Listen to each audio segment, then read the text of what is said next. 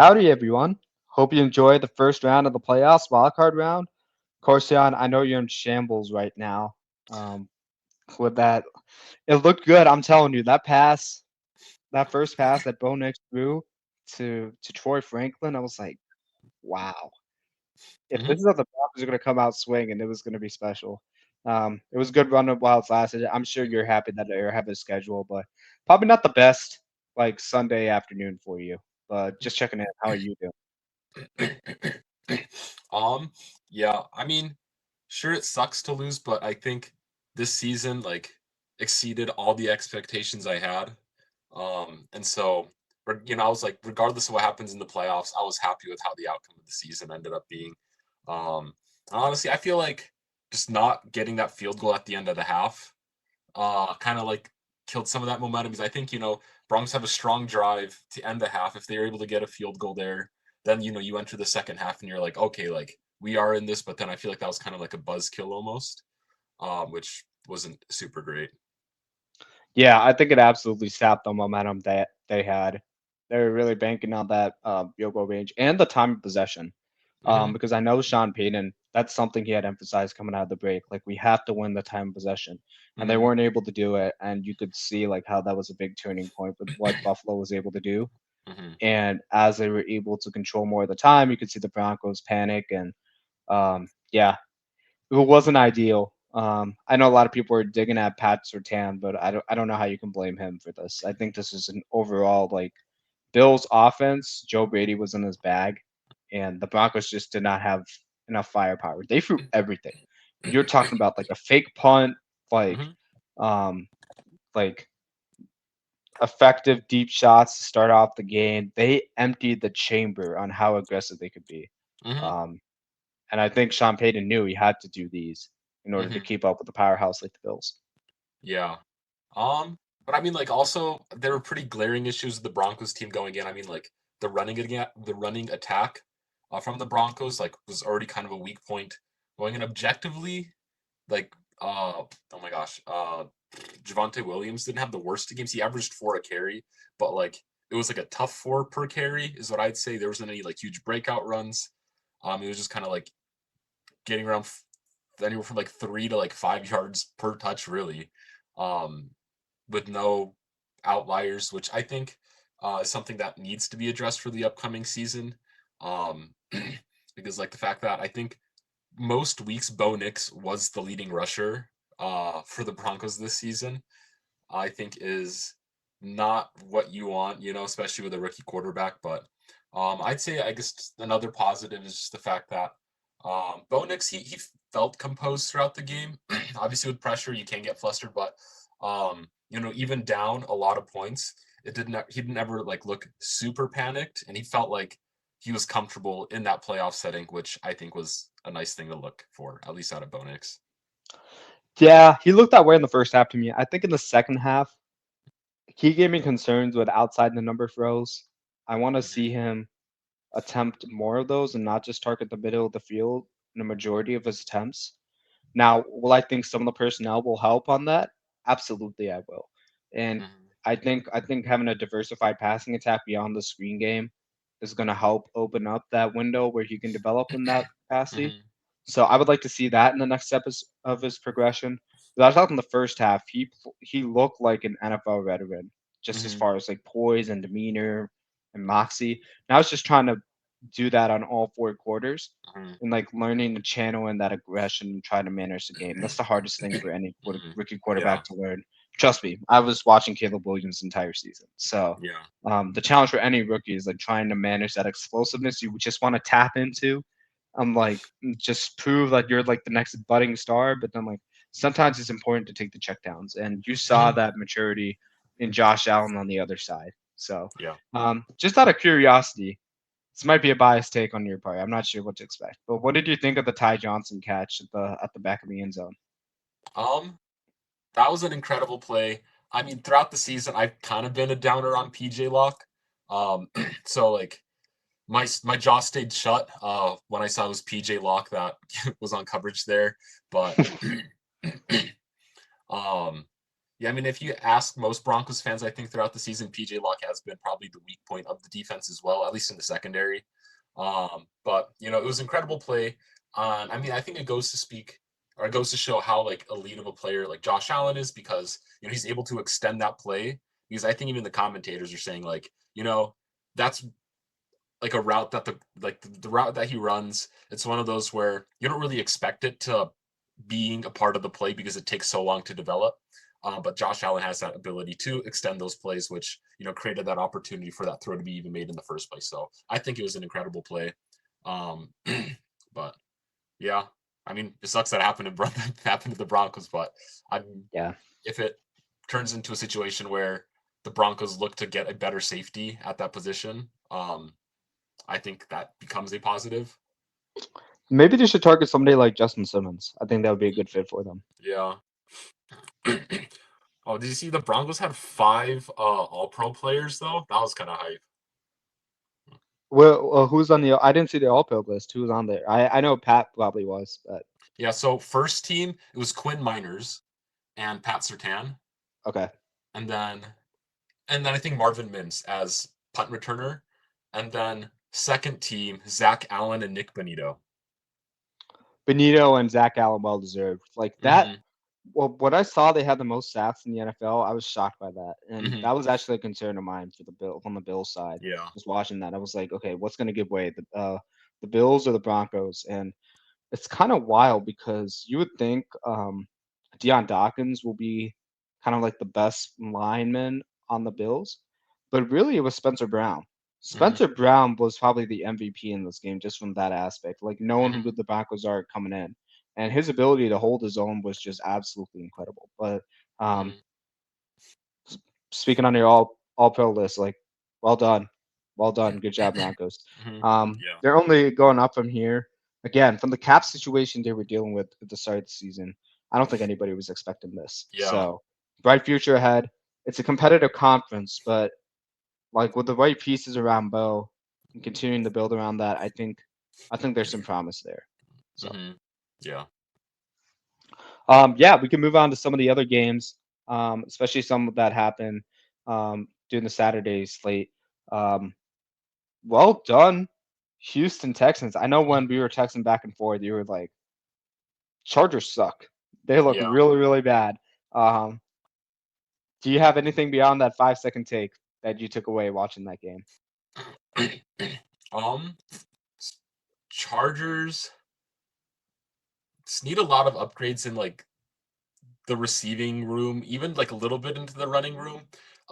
Where it's like J.K. Dobbins has been good throughout the year, but it felt like he wasn't. It didn't feel like he was necessarily 100% going into this game. I know he's played a little bit still, but it's that. And then yeah, like Quentin Johnston, like I know we talked about him too, like texting, but like it's crazy because like one game he'll have like 4 catches for 90 yards and 3 touchdowns, and then the next game he drops the ball like 5 times and has 1 catch for like 6 yards or something. And so like it's nice. Like if maybe if he was on one of his superstar games, the Chargers could have won this. But the fact that he's so inconsistent, um, is a really big buzzkill. Will Disley is all right as a tight end. If you can get better, that's great. If not, he's serviceable. But I think, That was a rough fumble he had, though. That was a rough fumble. Mhm. Yeah, but like honestly, just like even having a second tight end who is maybe worse at blocking but better at like more of a receiving based tight end, like a Noah Fant, Jordan Reed of the past, Travis Kelsey, like that style of tight end, that can stretch the field better, I think would be a huge asset to them. Maybe they bring in Gerald Everett, um, but They can gladly have him back. But I yeah, was just about to suggest one prospect coming out of the draft who looked really, really good this season. Tyler Warren. Like hmm he would be the perfect fit for a guy like Justin Herbert. Like hmm I'm really excited about his prospect. He might be. I still think Brock is better than him as a talent, but like I would not fault anybody who picks or values Tyler Warren as high of a prospect as Brock Bowers. That's how good I think he's gonna be in the NFL. Like Hmm. again, I think Brock is just insane. I don't think his first season was a fluke. I think it really opened eyes to like, oh, Brock Bowers is actually this good. I think Tyler Warren can do that for an offense here. Um, and just to go back to your point on Quentin Johnson, I've been saying this since like the draft. Like one of the concerns with Quentin Johnston is once he has the ball in his hands, he's probably one of the most dangerous people on the field. Hmm. The problem is getting the ball to his hands, like the Hmm. receiving part of the position. Like for whatever reason, he has not corrected his catching technique up to this point. And again, this is what his second season. Hmm. But I think if he just fixes like catching the ball with his fingertips and not with his body, he will solve a lot of the and getting comfortable and strong enough to hold on to the ball with his fingertips. He is a force to be reckoned with because Hmm. a guy like Lad McConkey, a guy who again, along with Xavier Worthy, was two of my under the radar wide receiver draft prospects going into last season's draft. Like, and I'm saying this loving lad. Like, I drafted him everywhere I could in redraft, and I loved his prospects on the Chargers and with Justin Herbert because for like what Justin Herbert needs, he's a guy that's always available, always on time, wins through his routes. Hmm. It just can't be the Lad McConkey show. It's got to be somebody on the outside that can win. So they badly need Quentin Johnson to pop up. But like one guy I told you that they could easily target, the Bengals are not able to come to agreement with T. Higgins. It's T. Higgins. I think T. Higgins would be a perfect fit. He's a Mike Williams plus in that offense, and it's a true number one option. We've seen the games where he's just absolutely exploded. Hmm. So I think they need that um, as well. Um, I'm not too concerned about like the Houston pass rush um, as far as like I'm not talking about like when they go up against Kansas City. I'm just talking about the Chargers still. But I think as far as like the protection there, I'm I'm still okay with Slater and Alt. They're Hmm. still green. They still need like more seasoning. I think this is the perfect game where it's like, okay, Hmm. what can you learn from this as a tackle and how do you get better? Hmm. Um, this is kind of like a learning experience for them. Like Hmm. there's some things like they're probably the last people I would turn to. Um, to describe the Chargers' woes. But also we can't just not go this far without talking about Justin Herbert and his decision making. Some of them like Will Disley dropping an easy pass an interception. You can't blame that on him. I think his interceptions look worse than they actually were. Hmm. But like some of them are just bad. Like you can't have overthrows. Like it's Justin Herbert's got to own up, and it was probably the most surprising thing to me because I still remember watching him against Las Vegas Raiders with the season on the line and how he had to convert 3 to 4 fourth downs on that same drive, and he was able to do it.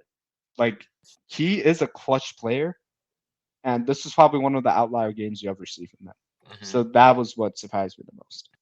Yeah. And I think a part of it too, though, is like with.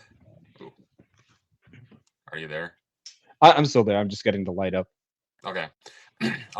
Yeah, I mean, just like with how far they are down, you like start to make those riskier plays, which I think can lead to more of those kind like the mistakes that he had. And like, I mean, sure, like the overthrows were bad, but I think you can't put all like the pressure of like the picks and everything on him as well. I think the Texans defense played a really good game. I mean, overall they did shut down the run, which it's a big part of the Charger identity. Um, and then I think they had really nice blitz packages, and so it's like sure, like the sacks and pressure was happening, but it wasn't necessarily just because of like inexperience from their tackles. It was like they had a lot of guys, like moving around. Um, to like apply pressure rather than the straight like man to man 4-man rushes or whatever, which I think uh gave the Texans like a nice advantage in terms of trying to stall out the Chargers offense. And especially when you have like two bookend ends that are as talented Mm-hmm. as they are, like it's crazy how Daniil Hunter is still doing it. Like Mm-hmm. that certainly creates like plays where you can run overloads and you can run different types of blitzes to um like generate one-on-ones for your other pass rushers. So um, the fact that the Texans had that advantage was really, really noticeable. Hmm. So I 100% agree. Um, and then there was like Derwin James played his heart out too. So it was just one of those games where the score looked like it was a lot closer than what it was. Hmm. But once the Texans grabbed momentum from the defensive side, it was kind of ball game there. Hmm. Yeah. Alrighty. Another game that was pretty much wrapped up by the home team that same night. Baltimore Ravens against the Steelers. I only watched the first quarter, and Hmm. all I needed to see was the first two drives, honestly, with Hmm. how Pittsburgh was unable to stop the zone read between Henry and Lamar. And we've said this going into the season. This was going to be a problem. Derrick Henry on the Ravens was going to be as big of a problem as Saquon on the Eagles. I remember saying this before the season even started. Watch out for these two. I didn't see Hmm. the Josh Jacobs thing coming, but like these two were pretty much like night and day. Like when you think about how Lamar like operates, and you think about how the Ravens had a strong run game before, and how they were adding one of the best runners they've ever had on the team, Hmm. like since prime of Ray Rice, and probably Derrick Henry eclipses that with this Hmm. kind of season he's had, and Todd Monken's offense. He knew this was going to be a problem, so I think it was just apparent where like the Steelers just looked shell shocked even without Zay Flowers. Like Baltimore just absolutely controlled this game from start to finish. Hmm. Yeah, and like you look at the score and it's like 28-14, but like honestly, those 14 points are kind of felt like garbage time scores. And it's like, if the game really did get close, I think the Ravens offense just kicks it back on again and, just drives down and gets an easy point like they'd been doing literally or like how it felt like the entire first half of the game. But then, like, low key, this game made me think of like Mike Tomlin's future with the Steelers, just because it's like, think about like the last time. I mean, sure they make the playoffs a ton, but like when's the last time the Steelers have won a playoff game? Is kind of like the question I bring up. And sure, like the quarterback quality since Roethlisberger hasn't been great, but it's like the fact that it seems like they're almost complacent with, hey, we made the playoffs means we are a good team, but then just absolutely doing nothing in the playoffs, I think would have me slightly concerned as a Steelers fan. And like, I mean, I still feel like Tomlin, he'll go down as like a Hall of Fame type head coach just because of, always never having a losing season or whatever. But I think it's the situation where he could, if they part ways, he could have success somewhere else with like maybe a rebuilding ish team, and then just having someone new, kind of innovative with the Steelers to kind of bring out a little bit extra something from them too. Is something I would be interested in seeing. And I think one other piece that adds to that is like, think about how many people do you know from the Mike Tomlin coaching tree? Maybe Terrell Lawson, and that's it. But like I can't sit there and say like he's a head coaching candidate. Like Mhm. there's not really been that many head coaching candidates like Right. from that tree. So you do have a Mhm. point there. Yeah. And so I'm not necessarily saying like, oh, this is a must do move over the course of the offseason, but I do think it wouldn't hurt to be like thinking about like, is this the direction we want to continue going in? Because obviously, he does get you the winning seasons. He's coached a great defense for quite a while. Um, but it's like, how much more of playoff losses, first round bumps can you experience before you're like, are we gonna ever do like, are we ever gonna move past that again, kind of thing? Because like, here, let me see. Yeah, when you think about the four AFC teams that are in the divisional round, these are the same four teams that were in it last year. Like Hmm. it's just incredible, and you gotta look and see like, okay, what are their coaches doing that we're not? And I've always looked at John Harbaugh and Mike Tomlin as equivalent coaches. Um, and as a Bears fan, I wouldn't mind if Mike Tomlin decides to part ways. Like I would, I know they're interviewing like 25 or 30 candidates at this point, but I would think Mike Tomlin goes Hmm. above everybody. And I would Yeah. love to see him work with Caleb Williams. I also don't think it's his he has a hand in like their 5 game losing streak, like including the playoffs. But when you read reports like Arthur Smith never wanted Russell Wilson or he operated better with Justin Fields instead of Russell Wilson, there's like some sort of offensive disconnect that they reached at some point during the season that they Hmm. were never able to resolve or like sit down and root cause like why are they struggling Hmm. fundamentally on offense. So Yeah. I think it comes to the question of like, okay, do we want to keep Russ next season or do we have confidence in Justin Fields operating this offense? Hmm. What's our plan if Justin Fields doesn't work out? Do we have a plan in place in the draft, or do we want to move on with a different coordinator, one to like Russ's liking, and also that can develop Fields like that? Those are very valid questions to ask at this stage in the game. If I'm looking in the Steelers organization, I'm keeping Mike Tomlin because Hmm. what I've seen is he's able to turn it around.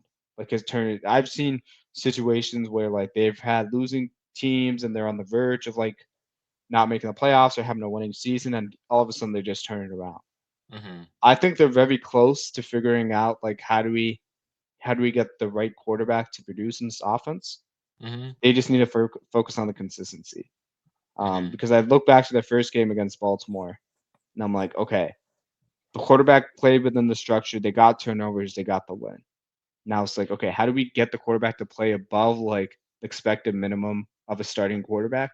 Because that's what you need to have with the kind of Steelers defense that they have. Hmm. Like they have an incredible defense on the Hmm. Steelers, but it's continually the offense at this point where it's like, can you get it to be consistently good? But there's no questions, and until that happens, there's going to continuously be questions.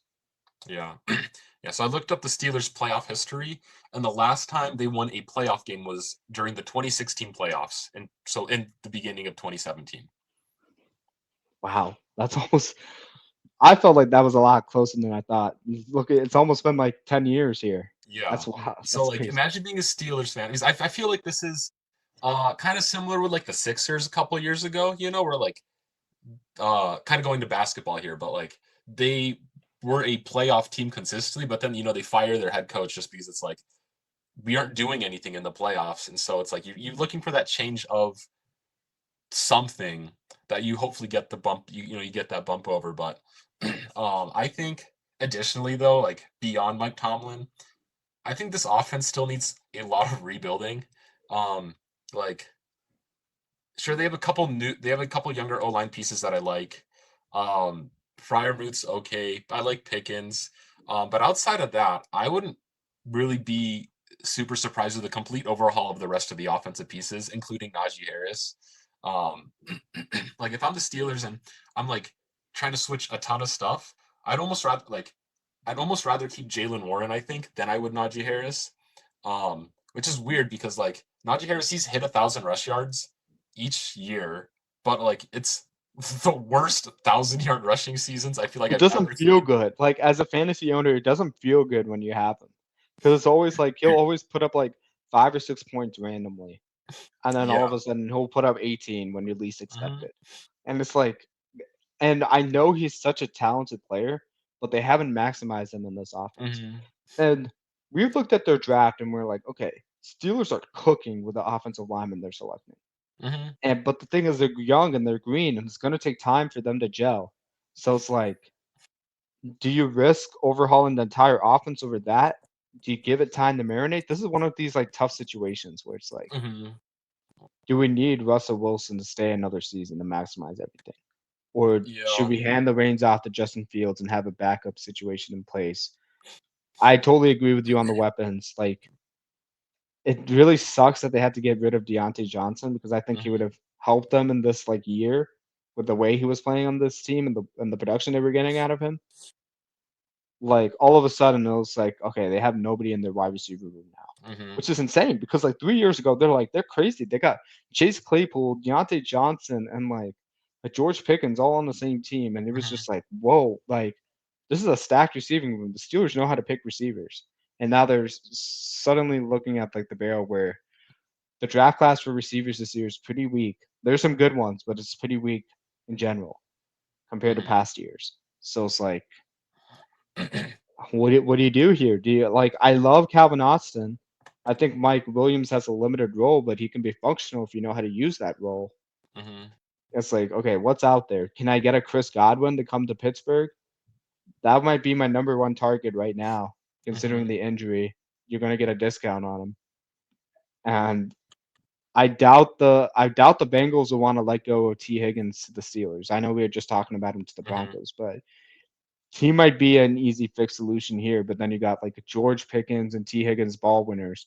Do you want two ball winners like that? Like I know they're more than that, but like their primary strengths are winning the ball 50-50. Or do you want to have like a slot machine like Chris Godwin? You got to really sit down and decide like how do you want this offensive identity to Mhm. be function and with who is running the reins on that. So Yeah. we got a lot of questions this offseason. Mhm. Yeah. Yeah, so we can cover the rest. The other two Sunday games we didn't touch. Starting with the Eagles and the Packers. A lot of people like Twitter has wild takes, but a lot of people are like, okay, do we need to start Tanner McKee to get this passing offense like under control? And I'm looking at this saying like, okay, the defense showed out. They looked amazing.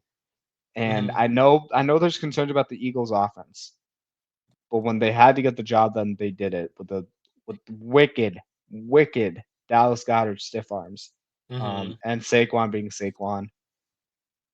I think it almost doesn't matter if their passing attack is so horribly bad when Saquon's running the way he is, Mhm. provided that their defense is getting enough stops. So I am not too worried about their passing offense right now, but it definitely has to improve if you want to compete with Detroit. Um, Yeah. I think they can keep up with Detroit because they have Saquon and that defense combined. Mhm. But I think it's warranted to say like what's going on with the passing game, regardless of what's actually happening like in previous games. And like we've heard the scuffles with AJ Brown and like the numbers they put up against Green Bay. Um, keep in mind this is Jalen Hurts' first game back from his concussion. So taking Mhm. all that into stock, what did you think of the Packers and the Eagles game? Yeah.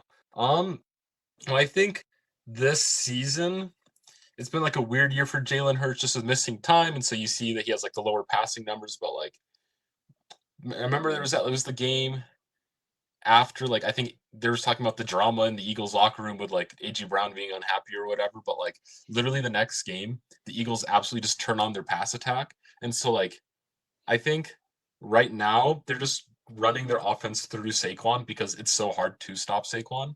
But it's like if they really need to, like it's not too tough to like turn on the pass attack with Jalen Hurts and like get the ball rolling that way. Just because I mean you are so talented in that receiver room as well with Smith, Goddard, and AJ Brown. Smith had a pretty good game yesterday, and like I mean Sunday, people forget that. Like Hmm. he's also number one option in his own right too. Yeah. Yeah, and then the Packers, I think. I mean, like Josh Jacobs did good. Love had a show. I didn't really watch too much of the game, so I can't really commentate on like how close it might have been. But I think this is a team. I mean, like this is just a team that I think needs more experience on offense. We just got like I think this is one of the youngest offenses in the league right now. And so it's kind of like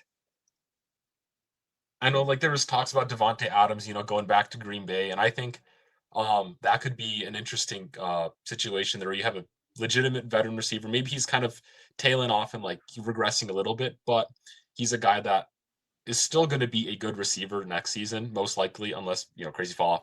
But you have him kind of leading a room of young receivers that I think can really set up Jordan Love to be better so that he has his Toyotathon numbers throughout the season instead of just Toyotathon.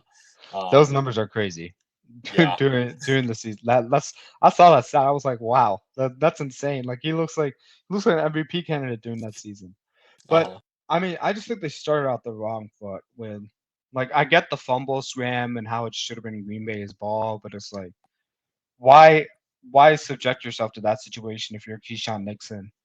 the primary thing you should be worried about whenever you take it out is ball security. And clearly, Mhm. he didn't maximize ball security there. Right out from the gate, you could tell that just brought them off their momentum. My Bears did everything in their part to make sure they headed to the playoffs in the wrong momentum. So I'm really happy about that as a Bears fan. But Mhm. just looking at this objectively, like Jordan Love, he's always been like trying to take the deep shot to get the explosive play to make up with for some of the stagnant offense you're seeing. So then you're Mhm. fine with it where it's like, okay, when you have like a deep shot interception, it's basically a punt. But then when you're looking into the playoff situation, even a punt could be the difference in winning or losing a game Mhm. because the amount of possessions get reduced. You're playing in cold weather. Like it could zap all the momentum away from your team. Like especially when you're on the road. It was just and he's had more turnovers like in that game itself, but like those kind of moments and then just the inconsistencies and like I get it, there were a lot of injuries up front, but like the holding penalties, the timing of those holding penalties, like it just seemed they were out of all sorts of sync. Mhm. Like they didn't have any discipline on defense. Like it was just a rough. Yeah. Like the fact that it was 10-0 for a majority of the game, like Packers were lucky they were in that game.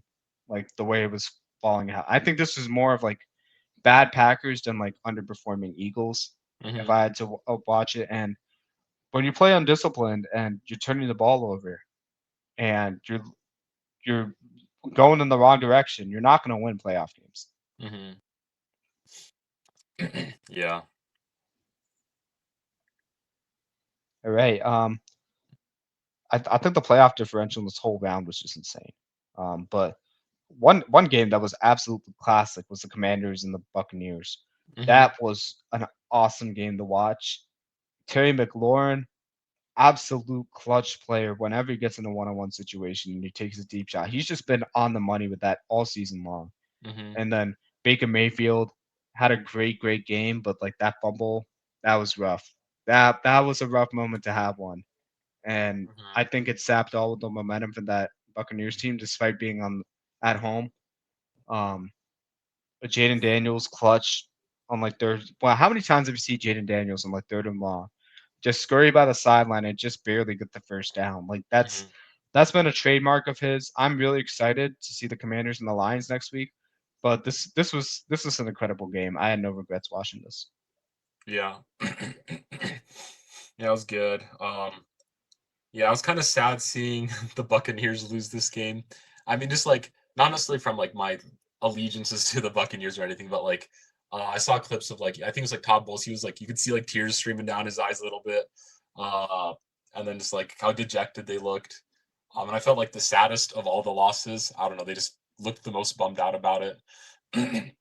But honestly, props to the Commanders for winning this. Um, it's like Jaden Daniels has continued and continued to like show up for big moments. I'm sure he had his like rough patch in the middle of the season, but I think he bounced back from that pretty nicely. And then we've just kind of seen, him ball out. Um, and we see him, play a great game in the playoffs here, throwing 268 yards for 2 touchdowns, which it's a nice rookie playoff debut, I'd say. Um, yeah, but then yeah, on the I'm Buccaneers just side sad though, thinking about like did the Bears really make a mistake with drafting Caleb Williams over Jaden Daniels? But I remain optimistic on Caleb. I've seen the talent, but like I could totally see why people are reactionarily thinking that, like based on what's happening in recent events. hmm yeah, yeah. But then on the Buccaneers side, a nice positive is just how good Bucky Irving was. I mean, it wasn't anything crazy. He had 17 And carries. Mike Evans. Mike Evans dominated Lattimore. Mhm. Yeah, getting his revenge on Marshawn Lattimore, I guess. I don't know. Like he caught five, all of his five targets for 73 yards and a touchdown. Like it wasn't. He was not being restricted in any way. Mhm. Yeah. Yeah, and so I think that I mean, like, sure, the loss sucks, but I think there's positives to look at from the Buccaneers side going into next season. Um, especially I think I'd expect them to try to extend Chris Godwin next season, um, just because of how like dynamic he was in just that receiving room, um, and like I know you mentioned like, oh, if he'd be willing to take a injury discount, I don't see why the Buccaneers wouldn't be the ones to jump on that of all teams, Um, plus it's like hometown and they seem really buddy here, and so um, it seems most like, I mean, I'm never counting it out, but it seems most likely that he'll resign. And so, if you have healthy Godwin and Mike Evans going to the playoffs next season, I'd be pretty optimistic about their odds of just winning the games, I think, and being a lot more dominant in the playoffs. Yeah, for all the performances that Jalen McMillan has been absolutely sensational in this previous like regular season games. This is the one game where he was not his best, and having Chris Godwin would have definitely even the playing field a lot Hmm. more. Um, I do agree. I think it was it was a combination of inexperience in the playoffs, I'd say, and um and Jamal Dean going off the field like really changed things for the Yeah. Buccaneers. Like it was a big loss. So nothing to hang your hat about. Like it was just the miscues. But I think as long as Liam Cohn is on that team, I feel good about the Buccaneers offense. Hmm. Like even in this too high safety league now, like he's proven to generate explosive plays. So um yeah, great season Buccaneers. I think the sky's the limit. They Hmm. still have control in this division until the Falcons and the Carolina Panthers figured it out like consistently. So Hmm. nothing to hang your hat about. Great game there. Um, they could have been the Vikings. Like they could have been the Vikings 2 days ago. That was rough. To go Hmm. from almost having the one seed to like being out of the playoffs after one game. Man, I think I texted you this, but I think we should have paid attention a lot more to that regular season game between the Rams Hmm. and the Vikings because the Rams won that one by 10 points, but I think the biggest note is for all the pressure packages that Brian Flores was able to have against every other team this year, they had 0 sacks in that game against the Rams in the regular season. Hmm. And I like if there was a bad matchup for that Vikings defense, it was the Rams offense. Hmm. Like as far as just like going against such a savvy veteran quarterback that has seen every look and knows the quick answer to everything, it almost like neutralized your entire blitz packages scheme.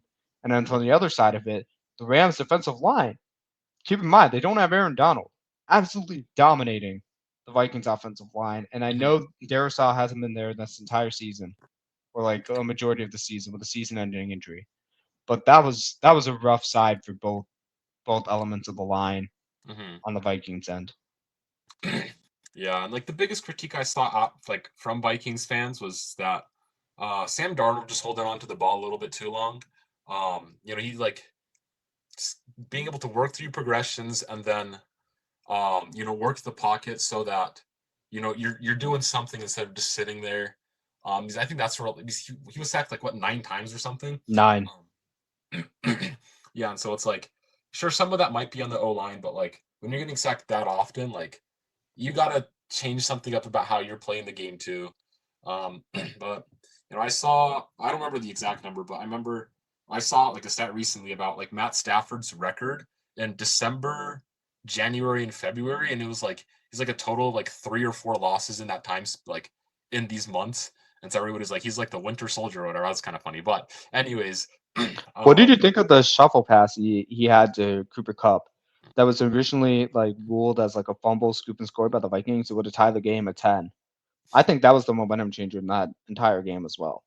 yeah, yeah, it's a tricky one. I mean, like, because I can see why it was called the way that it was, but like, I feel like this sets up a situation. I think next season where we'll see a lot of quarterbacks attempt to do the very same thing because, like, oh, like we saw Matt Stafford in the playoffs get away with it. There's going to be a lot of quarterbacks attempting to do the same thing, like as they're getting sacked or getting hit. Um, and so I think next season it could be kind of messy with that. And then we see a more official rule stance on like what exactly quarterbacks can do to have a pass count as a forward pass. Like, Because I what feel is a like pass, right? to like be like how official of a pass is it, and just being like these are the rules for a quarterback when they're getting like in that type of situation. It's a niche thing. I don't envision it'll happen a lot, but I could see more situations where quarterbacks are getting hit and they do some weird little forward arm motion and they're like, oh no, that's a pass, and then fans just start to get mad. It's tricky because of all the flashy types of passes we've seen from Stafford and Mahomes. Like that's a pass you could realistically see Matt Stafford make. I think it Mm-hmm. was the part because like his head is like looking down. He's not even looking at the receiver. The ball Mm-hmm. ends up being behind where Puka Nakua, I think it was. He Mm-hmm. ended up running it to the tackle or something like that. So he was just like he was lucky to be in that position he was to like be in the area of that pass. Mm-hmm. Um, so I understand the reason behind it. It just looks bad from one angle and the other angle's like it Mm-hmm. depends on the angle you're looking at it. It's one of those things because it's like the Kenny Pickett decision where he's like almost like there's like one play where he's like he was about to throw it and then he tried to collect it back, but he ended up accidentally releasing the ball into the ground. It just looks really, really bad. I think you know the play I'm talking about. Yeah. Like it looked like one of those from one angle, and it's sometimes it doesn't tell the whole story. So Mm-hmm. it's I disagree with you a little bit where I don't think it's gonna happen as often next year just because like I think Stafford intentionally did it knowing Puka Nacua was there, Mm-hmm. and I don't think you'll have many plays where you see like a guy like motion across the what's it called the line of scrimmage so late in the play like that. Like usually you have like a running back off to the side or like Mm-hmm. right in front, like take a curl and just like turn back. Like, so I don't see that situation from wide receiver, but maybe like Yeah, and I'm maybe not the arm saying. motion I could definitely see that be a case. Mhm. Yeah, and I'm not saying it's going to be happening like a ton of times in each game, but like I could see it being a controversial call maybe once every couple of weeks where a quarterback makes that attempt and then the fans are debating on whether or not it was a forward pass or not, you know? And so that's kind of my stance on it'll happen more frequently in the sake of it'll happen once a month maybe, which is more than what it's happening now. But yeah, I get your point.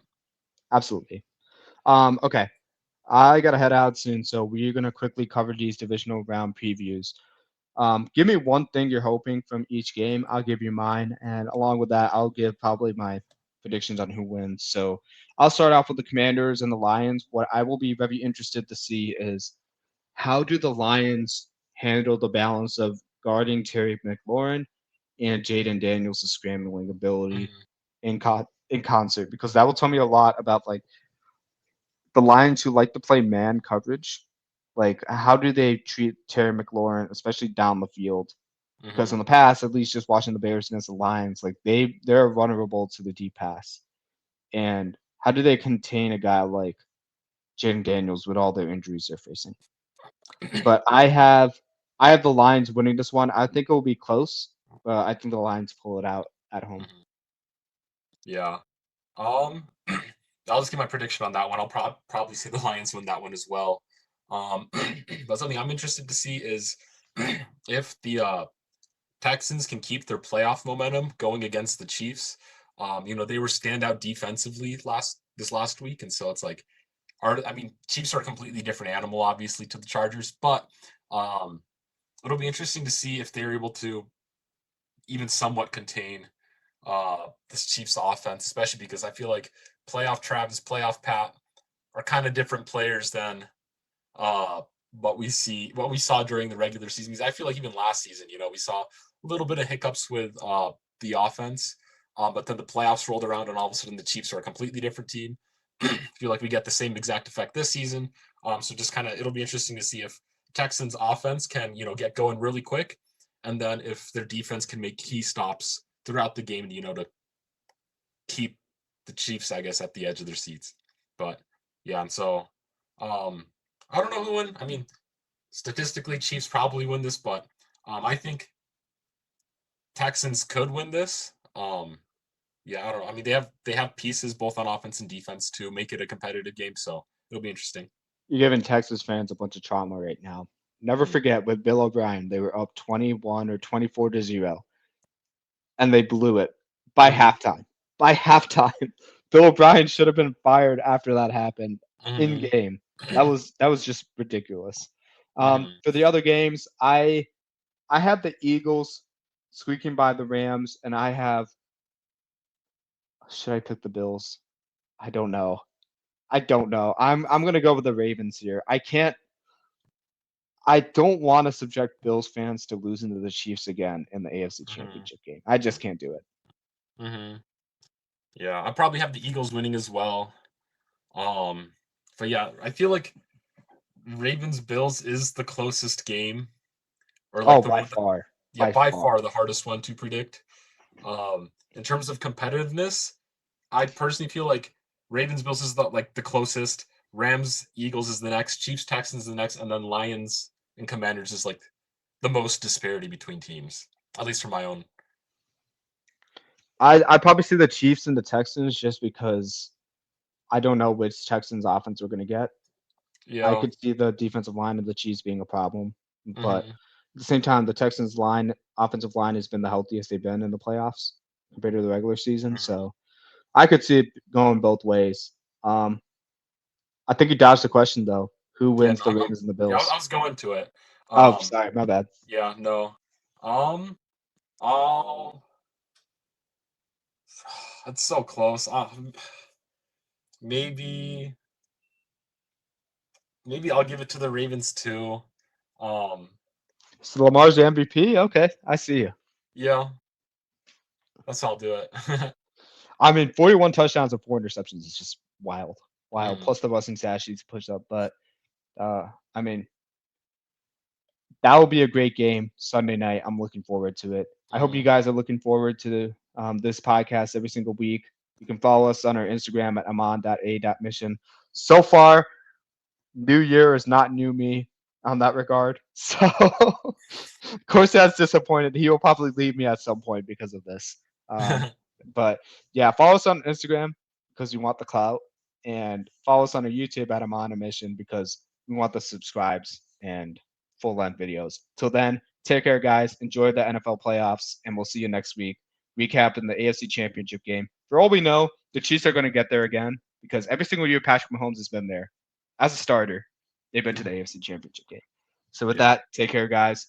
Corstian, hit us with the outro. Peace.